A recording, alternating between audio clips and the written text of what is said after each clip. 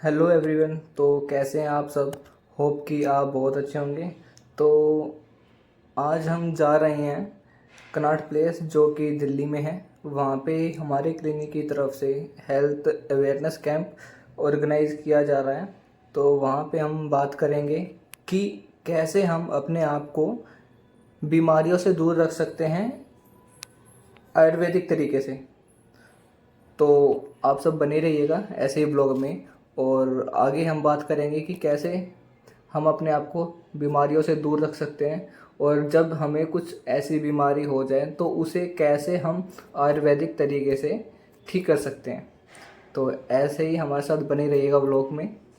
तो मिलते हैं आपसे आगे। तब Unless you're wearing medication, are you ready for the side effects?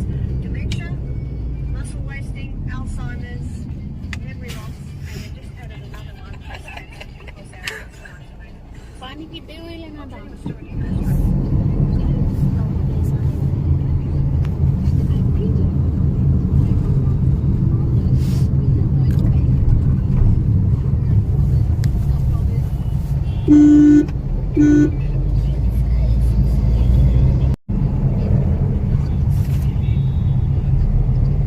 CP में ना एक वो है चर्च, यही तो है शायद। हाँ, यही है। तो क्या रहा है? क्या करती है? ये रहा ना वो वहाँ पे गुरुद्वारा, यहाँ पे है बंगला साहब। चले जाते ही रहते हैं ना, हम भी जाते रहते हैं। मेरे को ना लंगर बहुत अच्छा लगता है। खाने आते हैं हम ये।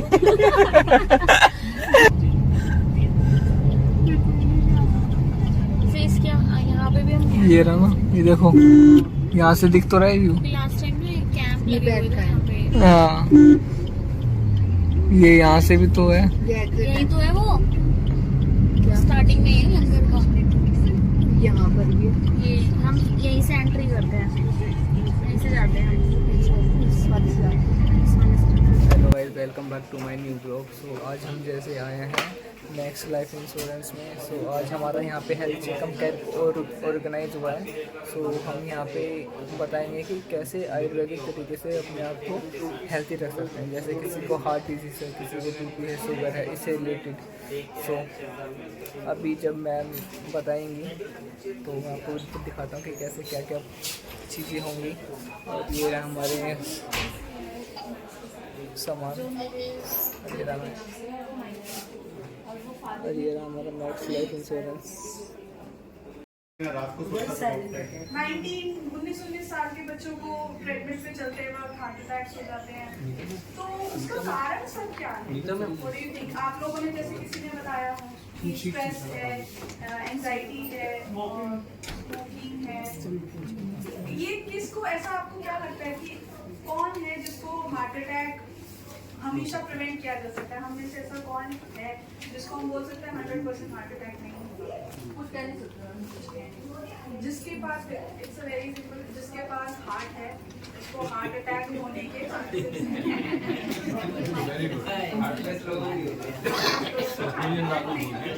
ठीक है। तो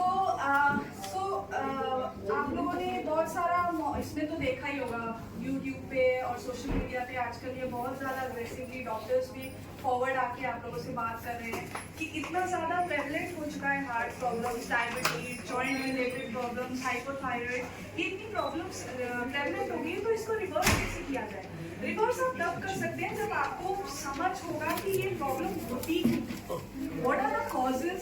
What are the risk factors that actually causes you these problems? So risk factors में तो आपने मोस्टली बताया ही है, stress, anxiety, overworking, sleeplessness, and then बाकी जो क्रॉनिक डिसऑर्डर्स होते हैं, क्रॉनिक गट डिसऑर्डर्स जैसे भूख ना लगना, ब्लोटिंग के इश्यूज कॉमन रहना, कॉन्स्टिपेशन के इश्यूज कॉमन रहना, हाइपर एसिडिटी के इश्यूज कॉमन रहना। ये हम लोगों को लगता है ये तो कुछ नहीं है ना, मतलब चल जाएगा। एक पैंटॉप ली, एक DSR लिया, एक ओमेज लिया तो चल जाएगा, इन सबसे कोई दिक्कत नहीं। रात को कुछ लैक्सेटिव्स ले लिया, कोई चूर्ण खा लिया, ठीक है, तो क्या प्रॉब्लम है? सो जो गट प्रॉब्लम्स होती हैं over a long period of time, जब ये आपकी कंटिन्यू करती हैं तो आयुर्वेद में भी से रस धातु होती है। अभी our body is made up of 3 major elements, vata, pitta, kapha and 7 dhatus and 3 nerves. ये जो आपकी बॉडी की फिजियोलॉजी है कि आप चलते हैं, आपकी बॉडी में एक इंटरनल हीट रहती है। सर्दियों में हमको जैकेट पहननी पड़ती है कि हमारी हीट ज़्यादा लूज होती है, वो मेंटेन करने के लिए। वो पित्त का फंक्शन है, डाइजेशन जो है वो पित्त का फंक्शन है। Your movement, your heart rate, everything ये बात का फंक्शन है। कफ का फंक्शन है आपकी बॉडी को स्टेबिलिटी प्रोवाइड करना। जो कुछ लोग कहते हैं ना क्षमावान होते हैं, that they have a tendency to forgive people, थोड़ा दयावान होते हैं। People who have more of kapha in their body, वो चीज़ें जो हैं उनमें ज़्यादा देखी जाती हैं। जो लोग बॉडी में थोड़े स्टेबल होते हैं, स्ट्रॉन्ग होते हैं, इम्यूनिटी स्ट्रॉन्ग होती है, उन लोगों का कफ जो है इट्स सेड कि it's in equilibrium form and अच्छे फॉर्म में है, मेंटेन लेवल पे है। And then there are various 7 dhatus in the body.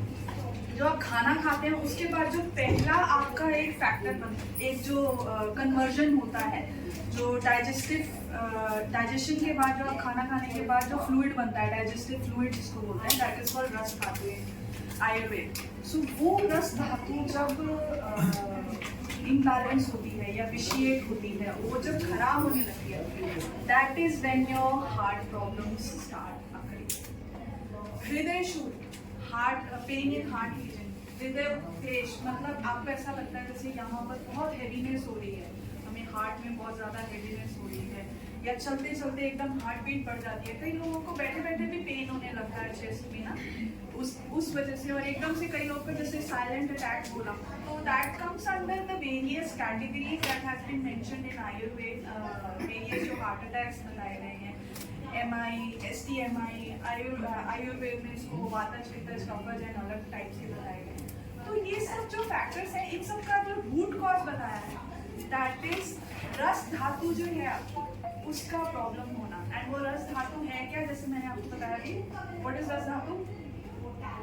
Digestion होने के बाद डाइजेस्टिव सिस्टम तो आपका एक ट्रैक्ट हो गया, बट डाइजेशन होने के बाद जैसे कहते हैं ना कि अच्छा खाओगे अच्छा खून में जाएगा, उससे अच्छी बॉडी बनेगी। तो डाइजेशन होने के बाद जो फ्लूइड बनता है, वो जो फ्लूइड बनता है दैट इज कॉल्ड रस धातु। सो दैट रस धातु जब आपकी खराब होगी, जब वो विशिएट होगी, विशिएट मतलब अपना जो उसका बैलेंस फॉर्म है उसका खराब होना। आप कहते हैं ना हर चीज़ की अति, excess of everything is bad.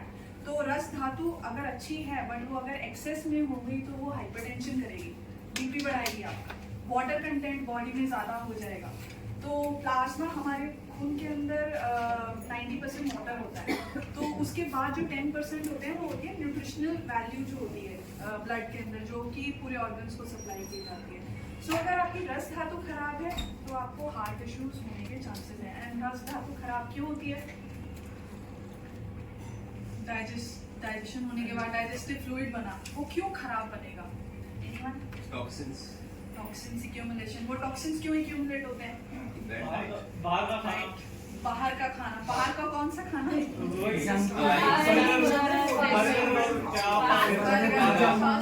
Junk food.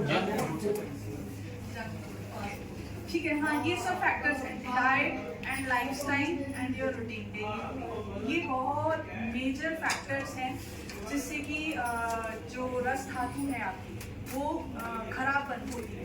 अब जो आप बाहर का खाना बोलते हैं, तो बाहर के खाने में ऐसा क्या होता है जो कि हमारे घर के खाने में नहीं होता है? वो भी वो आटा यूज़ करते हैं, बट आटे की जगह मैदा यूज़ करते हैं। हम सरसों का तेल या कोकोनट ऑयल यूज़ करते हैं घर में, वो क्या यूज़ करते हैं? डालडा घी, पाम ऑयल और डालडा घी में क्या होता है? उसमें होता है अनसैटिंग है, और जब वो टूटते हैं तो वो कुछ ऐसे एलिमेंट्स बनाते हैं हमारी बॉडी में जो कि एक मान लो एक फ्री सेल है, एक फ्री सेल आपकी बॉडी में ऐसे घूम रहा है। कोई भी अकेला नहीं रहना चाहता, राइट? सबको एक कंपनी चाहिए, बच्चा हो, आजकल पेट्स हैं, अपने पेरेंट्स हो, भाई हो, बहन हो, no one wants to live alone. Similarly our cell doesn't want to live alone, जो एक अकेला घूम रहा है, वो क्या करेगा? हाँ, तो वो क्या करेगा? किसी पे जाके बैठेगा, किसी के साथ जाके चिपकेगा, और जहाँ वो जाके चिपकेगा वहाँ पर प्रॉब्लम्स क्रिएट होने लगेंगी। आपने यूजुअली एंटीऑक्सीडेंट्स का नाम सुना होगा, रिच इन एंटीऑक्सीडेंट्स। वो क्या होते हैं एंटीऑक्सीडेंट्स? ये जो फ्री सेल घूम रहे होते हैं ना, इसको पकड़ लेते हैं, एजिंग आपकी जो है उसको रिड्यूस कर देते हैं, स्लो कर देते हैं। आप यंग रहेंगे हेल्दी रहेंगे, क्योंकि यंग बॉडी जो होती है जल्दी हील करती है, यंग बॉडी जो होती है स्ट्रेस को हैंडल कर लेती है, यंग बॉडी कोई इंजरी भी होती है तो उससे जल्दी रिकवर कर जाती है। So that's why to keep yourself healthy and to keep yourself young, what are the factors that you can introduce in your daily life? Antioxidant oxidation एक प्रोसेस होता है जो कि हम सब में है। नो ऑक्सीडेशन मतलब ऑक्सीजन को यूज करने के बाद जो बड़े मॉलिक्यूल्स छोटे मॉलिक्यूल्स में टूटते हैं उसको ऑक्सीडेशन प्रोसेस बोलते हैं। सो ऑक्सीडेशन से ही हम जैसे सांस ले रहे हैं, तो हम क्या कर रहे हैं सांस लेने में? ऑक्सीजन ले रहे हैं, ऑक्सीजन हमारे अंदर जा रही है ब्लड में, एंड ब्लड वो ऑक्सीजन जो है वो ऑर्गन्स को दे रही है, और वो फिर वहाँ से हमारे हर एक ऑक्सीजन से जो आप खाना खाते हो उसमें ग्लूकोज लेते हो, आप शुगर कार्बोहाइड्रेट्स लेते हो, फैट्स लेते हो, प्रोटीन्स लेते हो, वो सब ऑक्सीजन के साथ कंबाइन करके ही टूटती है और उसी में से एनर्जी निकलती है, उसी में से आपकी न्यूट्रिशन जो आपको मिलती है उससे। सो एंटीऑक्सीडेंट्स जो आपको मैंने फ्री रेडिकल बताया, टूटने का प्रोसीजर इज ऑक्सीडेशन के साथ जो होता है वो टूटने का प्रोसीजर होता है। वो जो फ्री रेडिकल है that is an oxidant that wants to attract, that wants to get assimilated with something, that wants to किसी के साथ बॉन्ड बनाना चाहता है, तो एंटीऑक्सीडेंट उसको पकड़ लेता है because it is antioxidant against oxidant जो कि फ्री है। That free radical is called oxidant. हाँ, actually it kills the terrorist और उसको नैप करके उसको कर देता है। ओके, फास्टिंग कोई करता है यहाँ पर? फास्टिंग करते हैं और कोई गुड फास्टिंग होती है। फास्टिंग में क्या खाते हो? Fruits, very good. और व्रत का खाना खाता है कोई? नहीं पैकेट वाला नहीं, गुड़ का आटा, आलू, दही खाते हैं ना? ठीक है। तो फास्टिंग में क्या होता है? फास्टिंग करते क्यों है?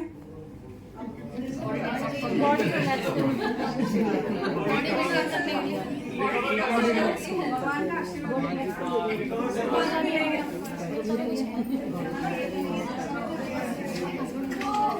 फास्टिंग हम इसलिए करते हैं क्योंकि देखो जो रिलीजन है उसने तो हमें बताया है कि हर एकादशी पे फास्ट करना चाहिए, फिर इतने सारे हमारे फेस्टिवल्स आते हैं उसमें फास्टिंग करना चाहिए, बिकॉज आपकी बॉडी है ये मोस्ट कॉम्प्लिकेटेड मशीनरी है। आपकी बॉडी पूरे प्लैनेट अर्थ में सबसे कॉम्प्लिकेटेड मशीनरी जो है ये, और इसी को समझ रहे हैं आज के साइंटिस्ट और आज के जो जितने डॉक्टर्स हैं वही उसको समझ रहे हैं, और इतने सालों से समझ रहे हैं, न्यू फाइंडिंग्स हो जाती है।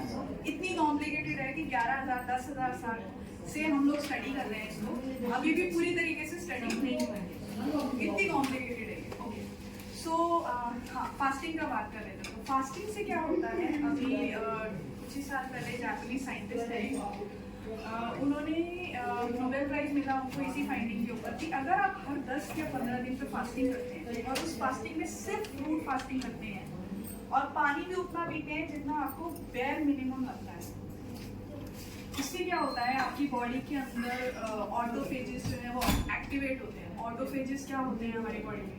ऑटोफेजेस होते हैं जो कि हमारी बॉडी में सेल जो है जब एज होने लगता है ना, एक नया सेल बना फिर वो मरता है, नया सेल बना मरता है। अब वो मरने के बाद कुछ तो उसका वेस्ट एलिमेंट रहता है ना, और वो मारता कौन है? पुराने वाले सेल को, ऑटोफेजेस। सो ऑटोफेजेस जो है आपके पुराने वाले सेल्स को मारते हैं और उनको बॉडी से बाहर निकालते हैं ताकि नए सेल्स ज़्यादा बन सकें। सो ऑटोफेजेस आर लाइक योर वॉरियर्स जो कि आपको यंग रखें। सो ऑटोफेजेस जो है उनकी जो नंबर होती है वो बहुत ज़्यादा बढ़ जाती है जब आप फास्टिंग करते हैं for 12 to 24 hours, 12 plus hours, 24 hours. और अगर इसमें आप ना पानी पिए ना खाना खाएं तो उससे वो एक्टिवेट होते हैं। एंटी कैंसरस सेल्स बोला जाता है ऑटोफेजेस को, क्योंकि वो जो कैंसर में जो सेल्स बेधड़ल्ले से एकदम जो डिवीजन कर रहे होते हैं उनको वो कंट्रोल करते हैं। What's your view on the intermittent fasting? Intermittent fasting is the same thing. That's what I told you. 12 hours to 24 hours. वही होता है। एक तो सबसे पहले बात कि आपका टॉक्सिन्स जो अंदर जाना होता है वो आपका कम होता है, आपका बॉडी को रेस्ट मिलता है। Okay, and second thing is कि आपका जो ऑटोफेजेस होते हैं वो एक्टिवेट होते हैं। फिर उसके बाद आपका जब आप खाना खाते हो तो हम लोग यूजुअली खाना खाते हैं, कब खाते हैं? टाइम देख के खाना खाते हैं कि पेट की जब भूख सूखी? लगती है तब खाते हैं। बहुत कम लोग होते हैं जो भूख लगी है तो खाना देख टाइम हो गया खाना खाना, सुबह का खाना पचा नहीं है फिर भी खाना खा लो क्योंकि टाइम हो गया, वरना कमजोरी आ जाएगी। ठीक है, तो वो चीजें जो हैं adhyashan, this is called adhyashan in Ayurveda. Adhyashan is आपका जब पहले का खाना डाइजेस्ट नहीं हुआ है और आप उसके बाद आप खाना उससे पहले ही खाना खा ले रहे हो, तो देन जो मैंने आपको रस धातु बताई है इससे पहले कि रस धातु जब खराब होने लगती है, आपका पहले का खाना जब डाइजेस्ट नहीं हुआ, इट्स स्टिल अंडर प्रोसेस, आप ऊपर से और उसके अंदर इनपुट डाल दे रहे हो, तो आपकी एनर्जी जो है वो आधी जो पहले डाइजेशन हो रहा है वहां से हटके न्यू खाने के ऊपर डाइजेस्ट होगा। तो ना पहले वाला खाना प्रॉपरली डाइजेस्ट होगा ना बाद वाला खाना डाइजेस्ट होगा। उससे क्या होगा, आपकी बॉडी में जो आपकी रस धातु होगी वो खराब बनेगी, एंड रस धातु जब खराब होती है that is the first dhatu that is made out of the 7 dhatus in the body. So वो खराब बनी तो नेक्स्ट 7 धातु भी खराब बनी, and that is why the ageing process nowadays is very fast. आजकल लोग 30 में इतनी जल्दी एज कर जाते हैं कि उनको 60 प्लस जो प्रॉब्लम्स पहले होती थी वो अब 30 में होने लगी है, 20s में होने लगी है, और लाइफ एक्सपेक्टेंसी रिड्यूस करती जा रही है। हम लोगों को लगता है ये छोटी छोटी बातें हैं, नहीं मिलता मैम, टाइम नहीं मिलता, ऑफिस के काम में इतना सारा होता है, कहाँ खाने का टाइम मिलेगा, यहाँ से कोई बुला रहा है वहाँ से कोई बुला रहा है, समझ आता है कि वो चीजें होती है, बट कुछ कुछ चीजें स्लो एंड स्टेडी ग्रोथ होता है ना, slow and steady always wins the race. हमने हमेशा कछुए और उसकी कहानी सुनी है रैबिट की। So your body is also like that. आपकी जो बॉडी है छोटे से बड़े होने में आपको 20 साल लगता है। इतनी छोटी छोटी स्मॉल स्मॉल पेस पे आपकी बॉडी ग्रो करती है, स्मॉल स्मॉल पेस पे ही आपकी बॉडी में चेंजेस आते हैं। हार्ट अटैक कोई आपने ऐसा बड़ा कारण नहीं किया जिसकी वजह से हार्ट अटैक आ गया, बहुत लंबे साल का आपका कुछ ऐसा रूटीन रहा है, आपकी कुछ डाइट रही है जिसकी वजह से धीरे धीरे आपकी रस धातु जो है वो खराब होने लगी है, एंड उसकी वजह से आपकी लास्ट में हार्ट इतना वीक हो जाता है कि जरा सा कोई बैड अगर स्टिमुलस मिला या फिर अगर ज्यादा ओवरलोड हो गया टॉक्सिन्स का तो heart. So intermittent fasting need not be done every day. No, you can do it every day, but कई लोग 16-16 घंटे की intermittent fasting होते हैं, that is actually had bad effects on the body, because आप बहुत लंबे टाइम के लिए वो कर रहे हो, बॉडी को डिवॉइड कर रहे हो अपनी न्यूट्रिशन, and 16 hours में that is called अति लंघन in Ayurveda. Langhan is fasting. Ati langhan. Ati is excess of that. So excess fasting will cause bath disturbance in your body, and that will ultimately affect your ras dhatu and the various dhatus. So everything needs to be done in moderation. कई लोग crash dieting करते हैं. Crash dieting से क्या होता है? एक महीने में 10 किलो वेट लूज हो गया, बहुत अच्छा है, 11 किलो वेट लूज हो गया, बहुत अच्छा है, और उसके बाद जब पुट आउट होता है ना वो डबल स्पीड से पुट आउट होता है और एक्सेस पुट आउट होता है। So everything, see this is your body, उसका एक काम करने का पेस है, अगर आप उसको एक्सेस पुश करोगे it will show side effects. अगर आप भाग रहे हो नॉर्मल, आप चलते हो रोज और चलते चलते फिर धीरे धीरे आप जॉगिंग करने लगोगे, फिर धीरे धीरे जॉगिंग के बाद आप भागने लगोगे, फिर स्प्रिंटिंग करने लगोगे, तो आप धीरे धीरे एथलीट बन जाओगे। और आज ही मैं जाके 2-4 किलोमीटर भागा हूँ, 4 दिन उठा नहीं जाएगा, इतनी देर टांगे दर्द होगी, ठीक है ना। So this is how your body operates. So heart problem जो आजकल इतनी ज़्यादा, या डायबिटीज़ की जो प्रॉब्लम है, और इसका जो रिवर्सल आजकल हो रहा है, आयुर्वेद फिजिशियंस जो हैं इसको रिवर्स करके दे रहे हैं। एज इन अगर डायबिटीज़ है आपको, फिर आपको एक डाइट बताई जाती है, आपको कुछ रूटीन में मॉडरेशंस बताई जाती है कि आप क्या ट्वीक्स कर सकते हो, एंड देन उसके साथ कुछ पंचकर्म थेरेपीज किया जाता है। उसके साथ डायबिटीज भी रिवर्स होती है, उसके साथ हार्ट ब्लॉकेजेस भी रिवर्स होती है। हार्ट अटैक्स के जो इंसिडेंट्स होने के बाद जो पेशेंट्स इतनी लंबी लिस्ट की दवाइयों पे होते हैं वो भी टोटली टेपर ऑफ होके बंद हो जाते हैं। Why is this happening? Because gradually जो है टॉक्सिन्स निकालते हैं बॉडी में। Toxins is a very broad term जिसमें सब कुछ आ जाता है। टॉक्सिन्स निकालते हैं, आपकी बॉडी को जो रीजनरेशन है in the sense new sales बनने की जो प्रोसेस है उसको इंक्रीज करते हैं, जिससे कि आपकी बर्थ एज तो रहेगी 50+ आपकी, but metabolic age would be in 30s and your body will be healthy. 50+ आप हो सकते हो, बट अगर आपका मेटाबॉलिक एज भी कैलकुलेट होती है with the help of machineries and everything, वो अगर आपकी कैलकुलेट होगी तो that will be in 30s and that is how your heart will become even more stronger than it was. तो इस this is I wanted to talk about all these things and कुछ जैसे रात को सोने का क्या कुछ फायदे हैं। जैसे आप रात को जो सोते हैं, मोस्टली आजकल हो गया लोगों को नींद नहीं आती है, सो गए हैं लेट गए हैं बट बेड पे नींद नहीं आ रही है। Why is this happening?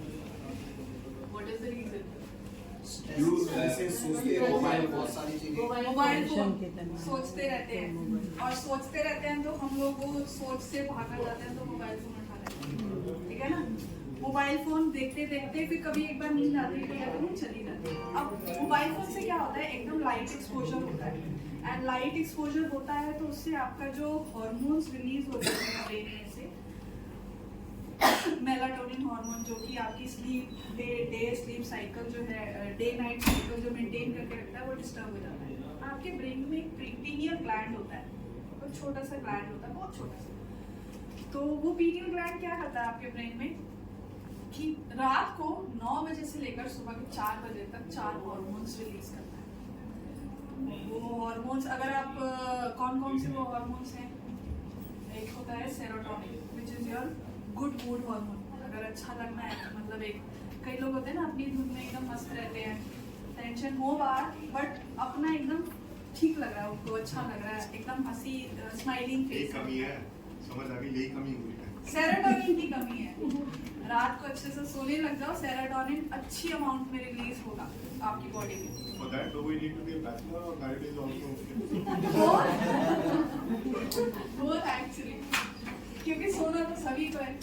So एक हो गया serotonin, then comes melatonin. Melatonin is one hormone जो कि आपका रिपेयर हार्मोन है। सारा दिन में आपका जो वियर एंड टियर होता है due to your routine, due to your बाकी जो आपका खाना पीना है, एवरीथिंग, उससे जो आपका wear and tear in the sense body में जो नुकसान पहुंचता है वो सेरोटोनिन रिपेयर करता है। सो अगर इफ यू वांट कि आपकी बॉडी जो है वो सारा दिन का जो उसको नुकसान मिला है वो वापस हेल्दी स्टेट पे आए, सो वो किससे होगा? सेरोटोनिन से, मेलाटोनिन से। फिक्स एंड रिजुविनेटिंग हार्मोन बोलते हैं उसको, okay. And then this is arginine, one hormone is called arginine which is secreted by pineal gland। So arginine का क्या काम होता है? वो आपको डीप स्लीप में डालता है। रात को अगर जब कभी पेन हो रहा होता है तो हम क्या चाहते हैं? सो जाएं। तो that is your natural pain killer. Arginine is your natural pain killer. अगर आपकी बॉडी में जब आप सो रहे होते हैं तो टांगे दर्द हो रही होती है, जैसे रात को अगले दिन उठते हैं तो ठीक हो जाती है ना, that is because of arginine, okay. And then epithalamin, that is one hormone जो कि एक्चुअली में बहुत इंटरेस्टिंग है। It slows down your aging process, आपको बूढ़ा होने से रोकता है। अब वो कैसे पॉसिबल है? बहुत सारी फीमेल्स कहाँ के how is this possible? How can you be young and not age? वो तो हम हर दिन एक दिन करके एज कर ही रहे हैं ना। अभी जैसे उम्र कम हो रही है, सब यंग हो रहे हैं, हो रहा है ना, बट क्या अभी मैंने जो आपको बताया था, एक होती है बायोलॉजिकल एज, एक होती है मेटाबॉलिक एज। मेटाबॉलिक एज जो है इन द सेंस आप रहेंगे, ऐसा नहीं है कि 50 पे के बाद 51 काउंटिंग नहीं होगी, बट आपकी जो बॉडी है that will remain like that will keep on functioning like a 30-year, like a 20-year. But all this conversation was ऐसी मुद्दे पे So this is what sleep does to your body. तो ये अगर फायदे चाहिए तो रात को 9 से 4 बजे के बीच में सो, ताकि पीनियल ग्लैंड इसी टाइम पे करता है। रिलीज वो हार्मोन्स। 9 से 4 के बीच कभी भी कॉल पे थोड़ा ध्यान देना मतलब 9 से 4 के बीच कभी जब पैसा अकाउंट में आता है ना 9 से 4 के बीच जितने हार्मोन रिलीज होते हैं उससे बड़े कुछ भी नहीं है 9 से 4 के बीच कभी मिस हो सकते हैं। कभी भी साथ मैं पंक्ति से आगे बैठा था सवाल आपके ऐसे ऐसा आएगा बट यस बहुत सारे हमारे ऑफिसेज में 9 बजे खत्म होते हैं तो it's not possible but try to sleep at night. हम लोगों का जो रूटीन है कि देखो आपकी बॉडी में हार्ट अटैक होना या बाकी चीजें होना, डायबिटीज होना, हाइपोथायराइड इश्यूज होना जेनेटिक एक फैक्टर रहता है जिससे आपका प्रीडोमिनेंस है, ठीक है। वो फैक्ट चीज बीमारी होने के चांसेस ज्यादा रहते हैं but you always have the support of your diet, your lifestyle, your routine. अगर आप ये ठीक करते हो, इसको मैनेज करके चलते हो तो आपकी ये सब चीजें भी रिवर्स होगी। And then there comes a situation जब हमने कचरा डाल डाल के बॉडी को इतना वीक कर दिया कि आप कितना भी डाइट और लाइफस्टाइल मैनेज कर लो प्रॉब्लम नहीं सॉल्व होगी। मैम हम करते हैं मेडिटेशन, बीपी नहीं कम हो रहा, मैम हम करते हैं सब कुछ ठीक से फिर भी सेकंड हार्ट अटैक आया, हम अच्छा खाते हैं, हम सिर्फ घर का खाते हैं, कुछ बाहर का नहीं खाते हैं, फिर भी ऐसा क्यों हो रहा है? क्योंकि आपकी बॉडी में एक्यूमुलेशन इतना ज्यादा हो गया टॉक्सिन्स का that you need someone's help to flush it out to make your body more healthy again. So how is that done? With the help of Ayurveda, with the help of Panchkarm. Panchakarma जो होता है it has been advised कि साल में 3 पंचकर्म जो है वो हर एक पर्सन को, हेल्दी पर्सन को लेने चाहिए और वो एक पंचकर्म 15 to 20 डेज का होता है। उसमें क्या होता है आपका एक टाइम पे वात, एक टाइम पे पित्त, एक टाइम पे कफ इम्बैलेंस को नॉर्मलाइज करने के लिए वो पंचकर्म होते हैं। सो वो पंचकर्म हेल्दी लोगों के लिए। अभी हम में से आई डोंट थिंक सो कि कोई कह सकता है इधर इधर इधर इधर इधर आप नहीं कह सकते Literally what is happening, I have no idea. Yes क्योंकि because there is one day when we get a news कि अरे ये कैसा हो गया, अरे हार्ट अटैक जैसा इंसिडेंट कैसे हो सकता है 19 साल के लड़के को? It's not possible. यहाँ पे ऐसा हमें पता है ये 19 साल के और हार्ट अटैक नहीं होगा This actual age on paper and the real whatever you say biological or metabolism age is much less. We are sure. That's good. That's good. If you're aware of your body and you keep track of yourself, your diet, your routine, so this can always be achieved. So I was telling you about something. एक चीज। So panchakarma जो है पंचकर्म अभी जैसे साल में 3 बार बोला गया है for 15 days. So all in all 45 days का पंचकर्म जो बोला गया साल में। अब किसी के पास 15 दिन की छुट्टी नहीं होती है, मैम छुट्टी नहीं, ठीक है उसको डिवाइड कर लो, वंस अ वीक करवा लो, वंस अ वीक कराओगे तब भी 52 पंचकर्म साल भर के हो जाते हैं ना। तो वंस अ वीक पंचकर्म अगर आप करते हो तो जितना कचरा डाला है ना बॉडी में वो सब निकलता है बाहर और आपकी बॉडी जो है वो एजिंग प्रोसेस जो है वो स्लो होती है और रिजुविनेशन प्रोसेस जो है वो इंक्रीज करता है। So that is the benefits of why panchakarma should be done because it increases your blood circulation, it increases your oxygen supply to the body, oxygen जाएगी, गुड न्यूट्रिशन पहुंचेगा ऑर्गन्स में तो आपकी बॉडी कभी भी अनहेल्दी नहीं होगी। So this is why you should focus on panchakarma as well, अपना detox करवाओ regular basis पे and अगर कोई problem है तो always before going under the knife, before putting stent in your body or before going for a bypass surgery, always consult an Ayurvedic doctor first for an opinion ki whether your condition is in such a manner that it can be reversed without surgery or not. Because there are many incidents, मेरे पास काफ़ी patients हैं ऐसे जिनका ejection fraction इतना कम हो चुका है 25%, 30%, heart attack prior incidents हो चुके हैं, स्टंट भी पड़ा हुआ है एंड उसके बाद वो आते हैं कि is there anything that you can do जिससे कि ये फ्यूचर में ये चांस दोबारा ना आए। तो yes it is possible. So आप लोग अपना रूटीन, डाइट और lifestyle is one of the मतलब the strongest pillars that you have in your body. छोटी छोटी चीज़ें इंट्रोड्यूस करो, 30 मिनट्स की वॉक 15 मिनट्स की वॉक इंट्रोड्यूस करो। 15 मिनट्स की वॉक से क्या फायदा होगा मैडम? नहीं टाइम होता है, सुबह खाना बनाना होता है, हस्बैंड की सुननी होती है, बच्चों की सुननी होती है, कैसे करेंगे सुबह मॉर्निंग में? 15 मिनट्स के वॉकिंग से या 15 मिनट्स की एक्सरसाइज से हिट जो आजकल HIIT ट्रेनिंग जैसे लोग एक्सरसाइजेस करते हैं, हाई इंटेंसिटी एक्सरसाइजेस, उससे फायदे क्या होते हैं? हमारी बॉडी में कैपिलरीज समझते हैं आप लोग? कैपिलरीज क्या होती है? एक खून हमारे हार्ट से यहाँ उंगली की टिप तक, पैर की टिप तक, बालों की टिप तक सब जगह पहुँचता है। कैसे पहुँचता है? पाइपलाइन से, आर्टरीज और वेसल्स। और आर्टरीज और वेसल्स इतनी मोटी होती हैं कि उसके आर पार कुछ नहीं जा सकता है। जब आर्टरीज और वेसल्स टूटती हैं और छोटी छोटी एक सिंगल लेयर की हो जाती है ताकि ऑक्सीजन जो है और न्यूट्रिशन जो है लेयर के थ्रू पास हो जाए। एक ये अगर इसके अंदर से खून जा रहा है इस जगह पे और यहाँ पर न्यूट्रिशन चाहिए तो वो पास ऑन हो जाए, ठीक है। अब जैसे पनीर बनाने के लिए कपड़े में दूध फटा हुआ डालते हैं और पानी निकल जाता है, पनीर अंदर ही रह जाता है ना, तो वो मेम्ब्रेन जो है जिससे कि वो न्यूट्रिशन पास ऑन हो जाए वो होते हैं कैपिलरीज। और ये सिर्फ 15 मिनट की एक्सरसाइज से आपकी जो वो कैपिलरीज हैं वो इतना, उसका सरफेस एरिया काउंट करने जाओगे तो पता है कितना बनेगा? Any idea? गेस करो। कैपिलरीज मतलब ऑक्सीजन सप्लाई ब्लड आपके ऑर्गन्स को और आपकी बॉडी को अच्छा मिल रहा है, तो कितना सरफेस एरिया अगर कैलकुलेट करेंगे तो कितना बन जाता है उसका? इतना ज्यादा बन जाता है कि अगर आप अर्थ को लेते हो, अर्थ का जो आपका सरकमफ्रेंस है उतना बड़ा सरफेस एरिया होता है, जो कि माइंड बॉगलिंग है। How is it possible? इतनी छोटी सी बॉडी, इतना बड़ा अर्थ का circumference is not possible at all. It is possible because वो इतनी छोटी आपकी जो सेल्स की लेयर जो बनती है, you are made up of trillions of cell. Trillions में ऊपर कितने जीरो आते हैं? काउंट करने बैठेंगे ना तो काउंट नहीं होगा, ठीक है। तो इतने ट्रिलियंस ऑफ सेल्स में इतना surface area of blood capillaries is required ताकि वो ऑक्सीजन पहुंच सके, और ऑक्सीजन अगर प्रॉपरली पहुंचेगा आपके सेल्स हम रहेंगे।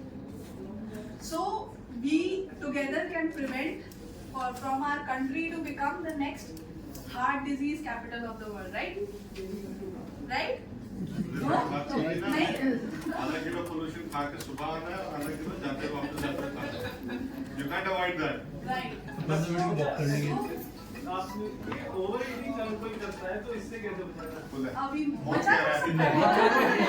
हमारे जैसे कैसे में आता है यार। मत करो तेरे दिमाग में स्टूडेंट कहते वो तो अपने हाथ में देख रोटी और मैं खाना करूँ। बैठते हो तो हमारी टेंडेंसी होती है कि अगर बड़े बाउल में खाएंगे तो हमारा एक बाउल से पेट नहीं भरेगा, फिर से हम बड़े बाउल में दोबारा भरने जाएंगे। स्टार्ट विद स्मॉलर एंड मैं ये कभी नहीं एडवाइस करूंगी कि क्रैश डाइटिंग करो, खाना छोड़ दो। खाना छोड़ोगे तो you will lose weight in a very bad way, आगे जाकर प्रॉब्लम्स होंगी। Lose weight in a very gradual manner, never go under crash dieting. Crash dieting करने से इतने नुकसान होते हैं कि नेक्स्ट टाइम जब आप लूज करने जाते हो वेट तो बहुत मुश्किल हो जाता है वेट लूज करना। पैनक्रियाटाइटिस अटैक भी आते हैं। एक मेरे पास पेशेंट थी, उन्होंने इतने ज़्यादा क्रैश डाइटिंग की है कि उनको एक्यूट पैनक्रियाटाइटिस हो गया था। She was admitted in the hospital for 15 days. Shock में चले जाते हो। Advising everyone, तो आप लोगों ने खाना बंद नहीं करना है, खाना खाना है। हमारे लिए भी ला सकता हूँ, बिल्कुल मना नहीं। खाना खाइए, My overeating. but always include salads, always include fruits in your diet. Why? Because they are natural antioxidant, natural vitamins and minerals के source। जो आप लोग कैप्सूल्स लेते हो ना मल्टीविटामिन के, उसके वो नेचुरल सोर्सेज हैं, नेचुरल फॉर्म में you are getting that. So always include that in your diet.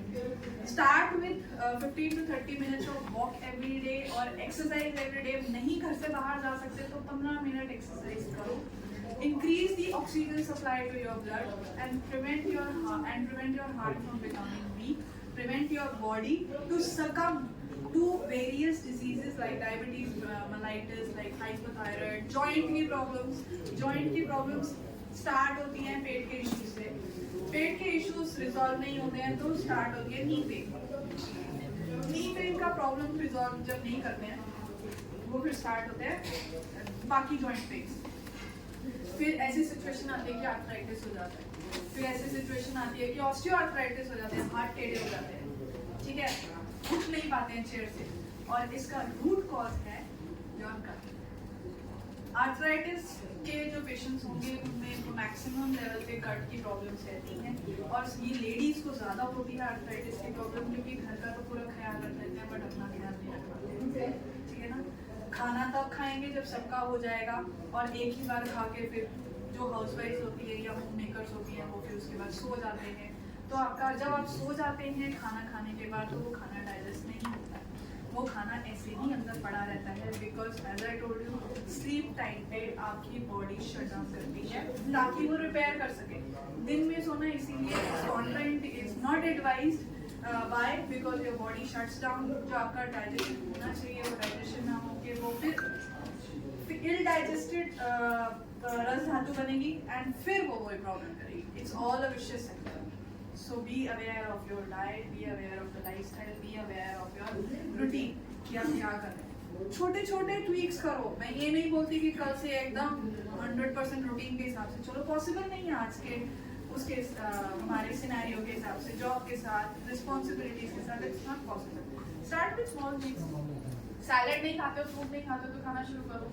Morning में एम्प्टी स्टमक चाय मत पियो, मॉर्निंग में एम्प्टी स्टमक फ्रूट्स खाओ, सिर्फ फ्रूट्स खाओ, only have fruit diet and start with 15-20 minutes of walking. कोई भी अगर प्रॉब्लम्स है ना, ये आप कंटिन्यूअसली 4-5 महीने करो, you will feel much better. Okay, What is the treatment for IBS?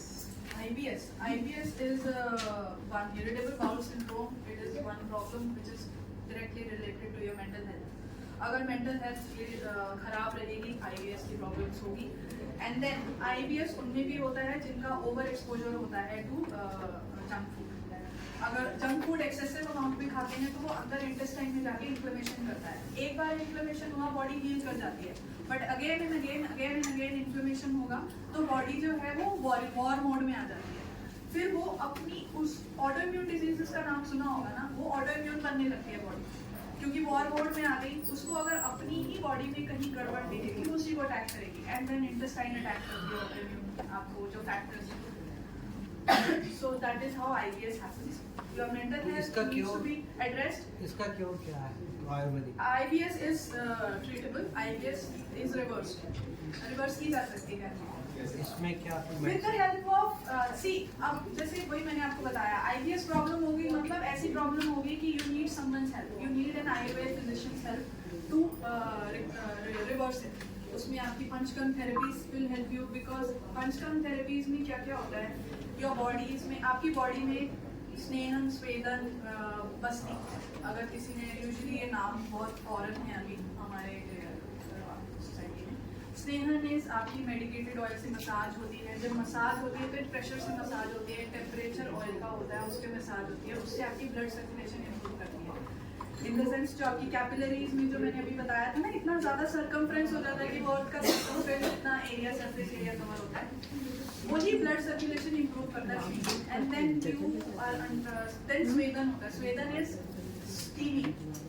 आपकी बॉडी में जितना भी वो मेडिकेटेड ऑयल टॉक्सिन्स के साथ कंबाइन करता है अंदर जाके, तो वो स्टीमिंग के साथ बाहर निकल जाता है। And then there is Basti. Basti is one of the actually बहुत अंडररेटेड एंड बहुत ही आई वुड से हीरो एक टेक्निक है, जिसमें आपकी मेडिकेटेड ऑयल जो है या मेडिकेटेड जो भी मेडिसिन का, वाटर बेस्ड मेडिसिन भी होती हैं, ऑयल बेस्ड मेडिसिन भी होती हैं, they are introduced in your large intestine. Enema का नाम आप लोगों ने सुना होगा। यूजुअली लोग अनीमा जो है पेट साफ करने के लिए करते हैं, जिनको प्रॉब्लम रहती है, या वैसे भी ऑन अ क्लेंजिंग बेसिस भी करते हैं, बट वो अनीमा से डिफरेंट होती है। उसका रूट सेम रहता है, एनल रूट से ही आपको मेडिसिन दी जाती है, बट वो मेडिसिन जो है वो आपके डायरेक्टली लार्ज इंटेस्टाइन में जाती है।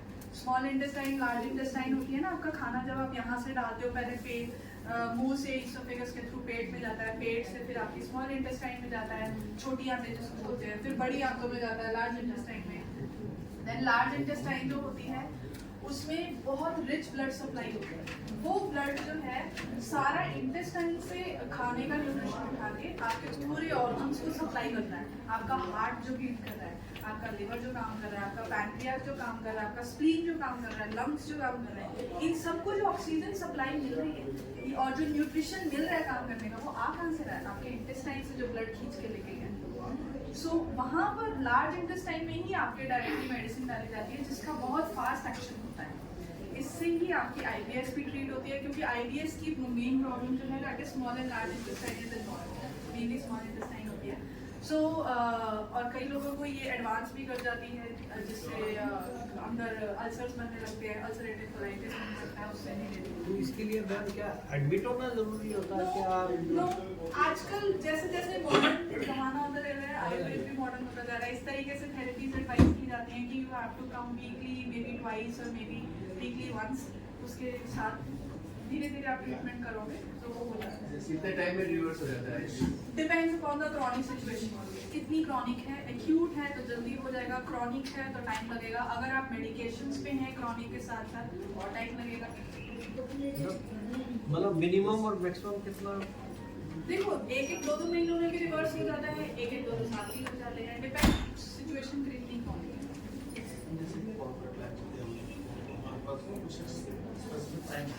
किसी में खाना इसी में घूमना है, तो खाना खाते ही एकदम घूमना सही। यस, खाना खा के टहलना चाहिए। आयुर्वेद में उसको शतपावली कहते हैं, इन द सेंस 100 कदम आपको चलना चाहिए, बट जल्दी जल्दी नहीं चलना चाहिए कि जिससे पसीना आने लगे। क्योंकि देखो, खाना खाने के बाद आपका जितना खून है ना, वो आपका यहाँ पहुँचना चाहिए, आपके डाइजेस्टिव ट्रैक्ट में। अगर आप जल्दी जल्दी चलोगे तो आपका जो ब्लड है वो यहाँ ना पहुँच के आपके मसल्स के पास जाएगा। मसल्स के पास ब्लड जाएगा तो जो डाइजेशन है वो वीक होगी, डाइजेशन प्रॉपर नहीं होगा। ठीक है, तो इसके लिए चलना चाहिए, but slow speed, normal casual speed पे चलो। No no, you can walk but normal supply पर बैठे हो तब भी आपका हार्ट पंप कर रहा है ना, ब्लड सप्लाई वहाँ भी जा रही है। ऐसा नहीं कि 100% यही पहुँच गई तो बाकी ऑर्गन्स नहीं काम करेंगे। आप नॉर्मल कैजुअल स्पीड पे चलोगे तो आपको नॉर्मल ब्लड सप्लाई जो और मसल्स को चाहिए वो मिलती रहेगी, बट आपका मेजॉरिटी जो ब्लड सप्लाई है 80 to 90% वो आपके इंटेस्टाइन से जाएगा। सो मूवमेंट से क्या होता है? मूवमेंट से एक्चुअली जैसे होता है ना कि जब आग भी जल रही होती है तो ऐसे ऐसे घुमाते हैं, मूवमेंट देते हैं, थोड़ी हवा देते हैं तो और ज़्यादा आग तेज हो जाती है। तो अगर आप मूवमेंट करते हैं तो आजकल मोस्टली प्रॉब्लम जो है हमारी सेडेंटरी लाइफस्टाइल की वजह से, मूवमेंट होने से आपकी पित्त जो है और जो डाइजेशन करता है वो अच्छा होता है, वो स्ट्रॉन्ग होता है। देन देयर इज वन वात आल्सो, समान वायु, समान वात, जो कि वर्ड होता है आपके डाइजेशन में, वो भी उसके साथ और ज़्यादा उसको स्ट्रॉन्ग करता है, आपके डाइजेस्टिव फायर स्ट्रॉन्ग होगी तो आपका डाइजेशन होगा। चाय कॉफी को अवॉइड करना। चाय कॉफी में क्या होता है जो कि अवॉइड करना चाहिए? चाय कॉफी में टैनिन्स होते हैं, they make you addictive, they make you feel good. ठीक है, सिर दर्द हुआ, चाय पी, सिर दर्द हुआ है तो चाय कॉफी जो है आपका डाइजेशन को डायरेक्टली अटैक करता है। चाय कॉफी के रेगुलर जो लेते हैं उनको यूजुअली 90% केसेस में इंटेस्टाइन इश्यूज, डाइजेस्टिव इश्यूज रहते हैं। कईयों को ब्लोटिंग होती है, कईयों को कॉन्स्टिपेशन होती है, कईयों को एसिडिटी होती है, कईयों को भूख नहीं लगती है, भूख कम लगती है, या खाना भी खाते हैं तो ओबेसिटी ज़्यादा होने लगती है। तो ये सब चीज़ें जो है वो चाय में और कॉफ़ी में कैफीन होता है, चाय में टैनिन्स होते हैं, they make your body addictive. And देखो, जब कोई बॉडी से आप एडिक्शन हो रहा है ना, आपका हार्मोन लेवल जो है ना बॉडी का, वो सारा खराब हो जाता है, it goes haywire. Why? Because आपका जो डाइजेशन है, digestion, your sleep cycle, your thought process, energetic feel कर रहे हो कि नहीं फील कर रहे हो, डल फील कर रहे हो क्या, इस टाइप की ये सारी चीज़ें जो है आपके हार्मोन के ऊपर डिपेंड करती है। आपका हार्मोन जो है, आपकी रूटीन कैसी है, आप कितने बजे सुबह उठ रहे हो, कितने बजे रात को सो रहे हो, क्या खा रहे हो, किस सब पे चाय पी रहे हो, चाहे कॉफ़ी पी रहे हो, एडिक्टिव चीज़ें ले रहे हो, उससे हार्मोन पूरा सिस्टम जो है वो ख़राब हो जाता है। और डायबिटीज़ जो है दैट इज़ इंसुलिन हार्मोन का प्रॉब्लम। सो इंसुलिन हार्मोन होता है, वो इशू जो होता है वो आपके लाइफस्टाइल और डाइट से होता है। आप लोगों से मिले भी होंगे जिन लोगों ने डायबिटीज़ रिवर्स की। डायबिटीज़ रिवर्स होती है, हार्ट डिजीजेज रिवर्स होते हैं, ब्लॉकेजेस रिवर्स होती है। ठीक है, तो इसके लिए घबराने वाली कोई बात नहीं है। एक डॉक्टर की help low and before going going under the surgery, I would again repeat it.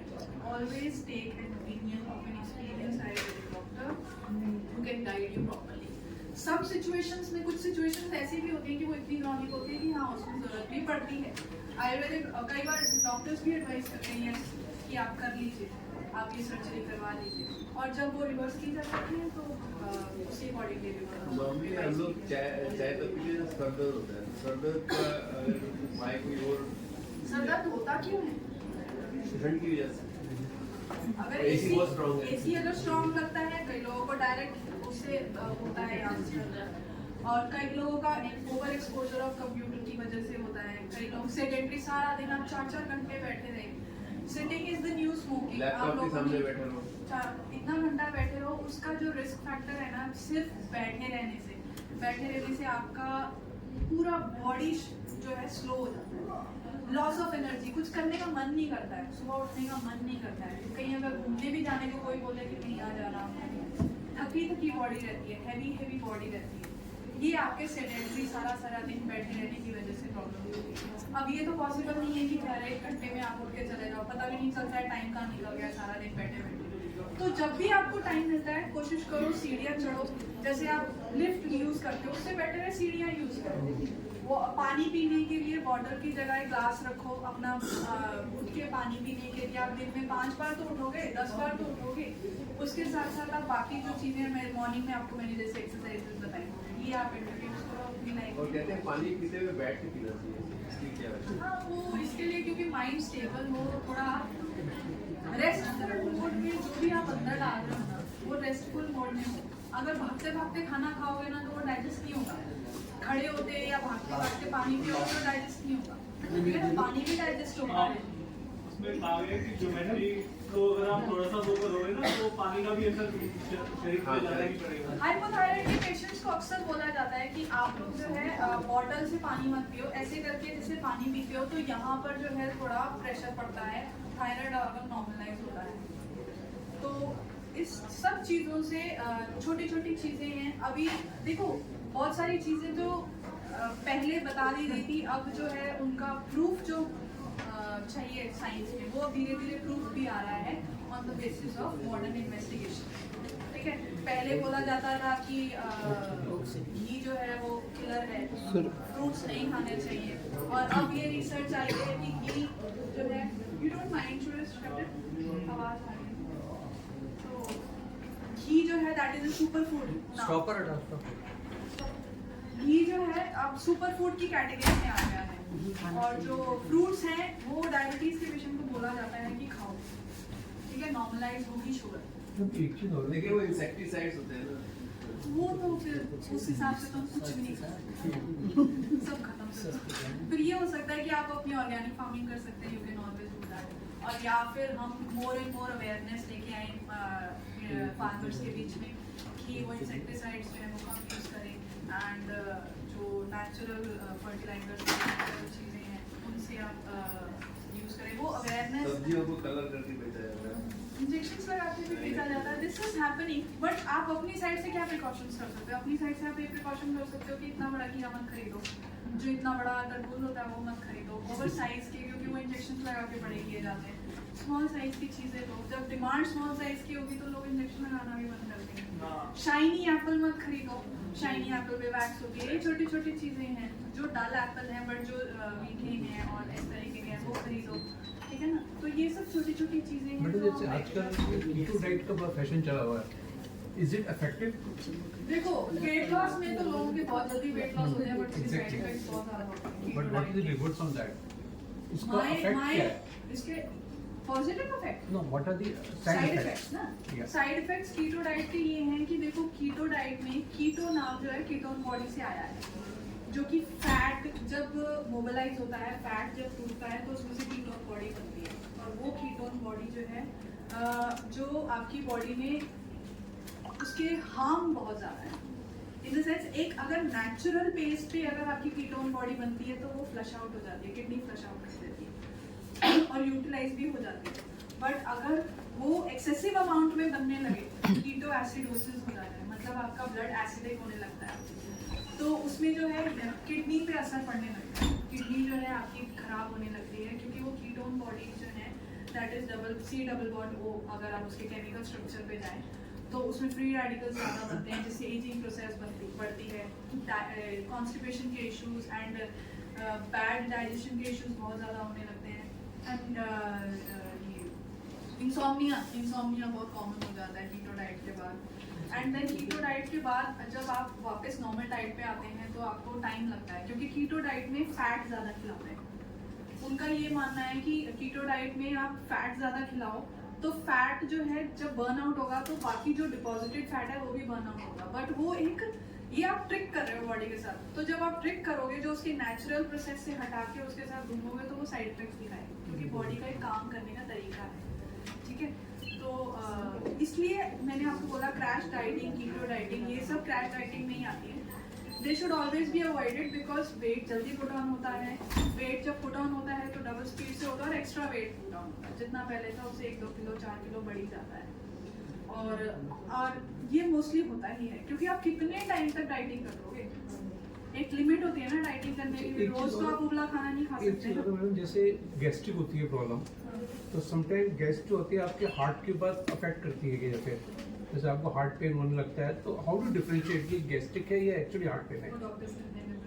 हाँ वही, मतलब अब जैसे घर पे आप हैं तो क्या एसिडिटी की पेन यूजुअली इसी एरिया में होती है, और कई लोगों को हार्ट अटैक या कुछ हार्ट की प्रॉब्लम होती है तो वो भी इसी एरिया में, और वो ट्रांसफर भी करती है, रेडिएट भी करती है बैक साइड में। हाँ, तो एसिडिटी की जिन लोगों को कॉमनली एसिडिटी की प्रॉब्लम रहती है उन लोगों को ये पेन एरिया रीजन जो है वो नॉर्मली पेन करने लगता है। जब एसिडिटी ना हो तब भी यहाँ हाथ लगाओगे ना तो पेन करने लगता है। तो बट ये हार्ट अटैक है या एसिडिटी की प्रॉब्लम है तो वो तो आपको इमरजेंसी में डॉक्टर ही बता पाएंगे। हाँ, बट अगर आपको हार्ट अटैक जैसे सिम्टम्स, कुछ सिम्टम्स होते हैं जो आपको पता चल सकता है कि वो आपको हार्ट अटैक है। अगर आप, हाँ वही बता रहे हैं, अगर आपको कोई पेशेंट मिलता है तो आप उसको फटाफट, कोई है आपके आसपास अगर देखें आपको, उसको फटाफट इमरजेंसी लेके जाइए। एक तो सबसे पहले वो बताएंगे बहुत ज़्यादा चेस्ट पेन हो रहा है, चेस्ट पेन के साथ साथ वो रेडिएट करता है, आर्म ऊपर की साइड भी रेडिएट करता है, साथ में उनको बहुत पसीना आएगा, पर्सपिरेशन होगा, साथ में उनको वॉमिटिंग की टेंडेंसी आएगी, नॉजिया वॉमिटिंग होगा। ऐसे सिम्टम्स जब आते हैं तो यूजुअली वो हार्ट अटैक के सिम्टम्स होते हैं। उस कंडीशन में जल्दी से जल्दी वो इमरजेंसी सिचुएशन में लेके जाएंगे एक्सपर्ट्स, ठीक है। So I think we have had, and I'll conclude my session. And thank you guys. Thank you. Ma'am, can you give us your number so that we can contact if anyone? Yes, sure. My name is Dr. Mandeep. I have come from Madhavbagh Clinic. Pitambar में है ये clinic. So Mandeep. Yes, Dr. This one natural therapy or what? No, this is Ayurveda. I'm an Ayurvedic. Oh, Ayurveda. Okay. Ayurveda. So आप इन लोगों से number और सब आप number बोलिए। सब कुछ आज का हमारा दिन। सो अब चलते हैं क्लिनिक में, मिलते हैं आपसे क्लिनिक पे, तब तक के लिए बाय बाय। गाइस, ऐसा था आज का हमारा कुछ दिन कैंप का। सो ऐसे ही एजुकेशनल और हेल्थ से रिलेटेड वीडियो देखने के लिए बने रहिएगा हमारे साथ ऐसे ही ब्लॉग में, और इस वीडियो को लाइक शेयर सब्सक्राइब कर दीजिएगा, और ज़्यादा से ज़्यादा हो सके इस वीडियो को शेयर करना है। सो मिलते हैं आपसे फिर एक नई वीडियो में, तब तक के लिए।